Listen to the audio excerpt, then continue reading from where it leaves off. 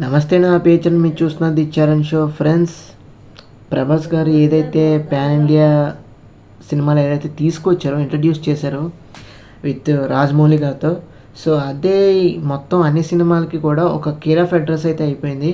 అలా వరుస పెట్టి అన్ని సినిమాలు కూడా పాన్ ఇండియా రేంజ్లో అయితే వస్తున్నాయి. దాంతోపాటు ప్రభాస్ గారు కూడా ఏ సినిమా చేసినా కానీ ఆయన పాన్ ఇండియా సినిమాలే చేస్తూ వచ్చారు.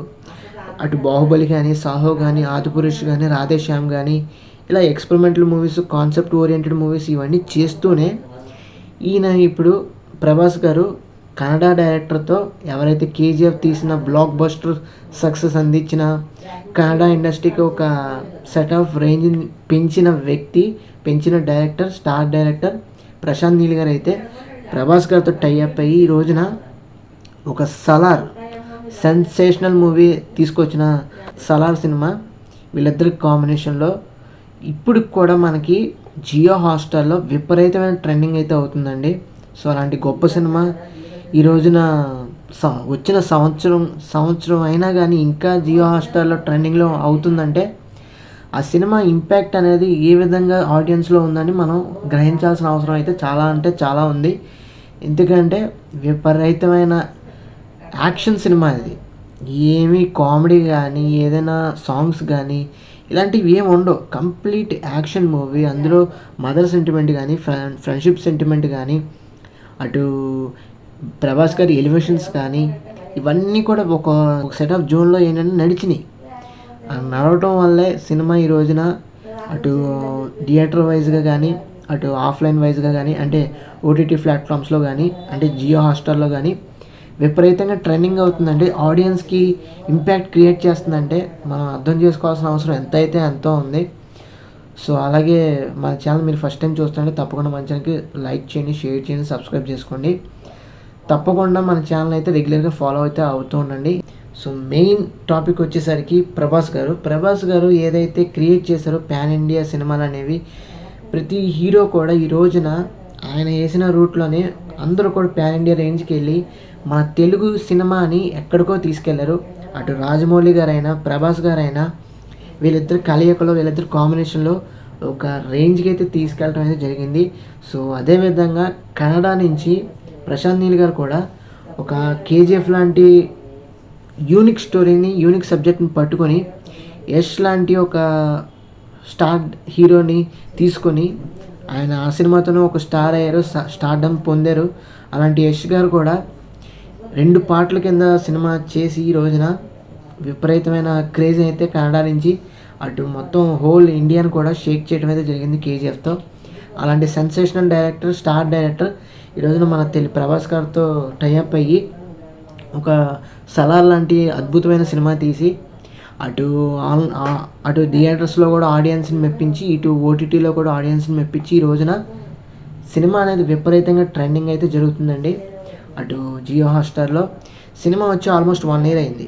అయినా సరే ఏమాత్రం ఇంపాక్ట్ అయితే తగ్గట్లేదు. ఇలాంటి concept oriented movies, action movies రావడం వల్ల మన ఇండస్ట్రీకి ఒక సెట్ ఆఫ్ కొత్త సినిమా వాతావరణం అనేది ఇంట్రడ్యూస్ చేస్తున్నారు.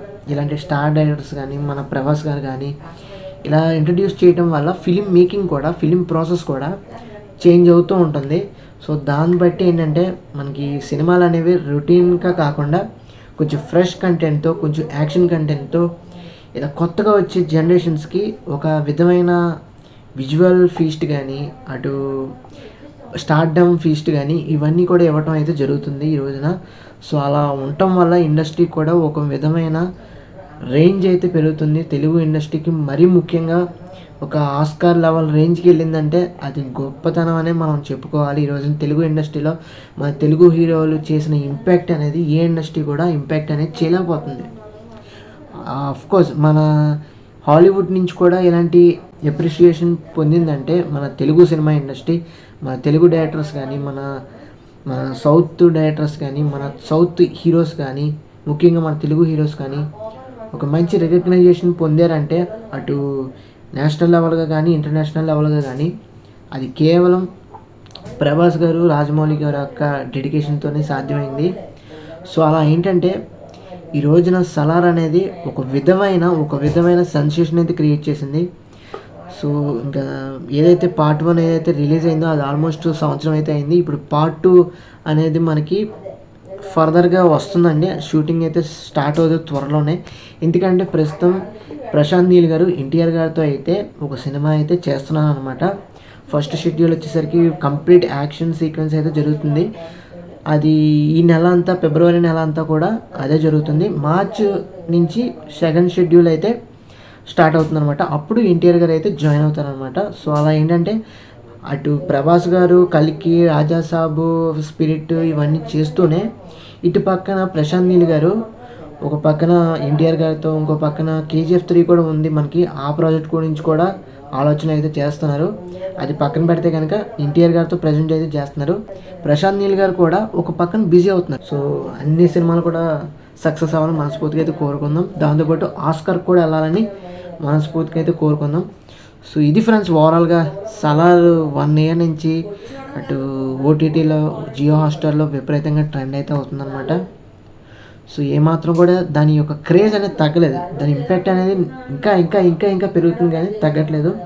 సో ఇది ఓవరాల్గా సలార్ గురించి అప్డేట్ అయితే. ప్రభాస్ గారి యొక్క మూవీ లైనప్ కూడా అప్డేట్ అయితే. మీకు ఈ వీడియో నచ్చినా తప్పకుండా మన ఛానల్కి లైక్ చేయండి, షేర్ చేయండి, సబ్స్క్రైబ్ చేసుకొని ఫాలో అవుతండి. Thanks for watching. See you again. Bye bye.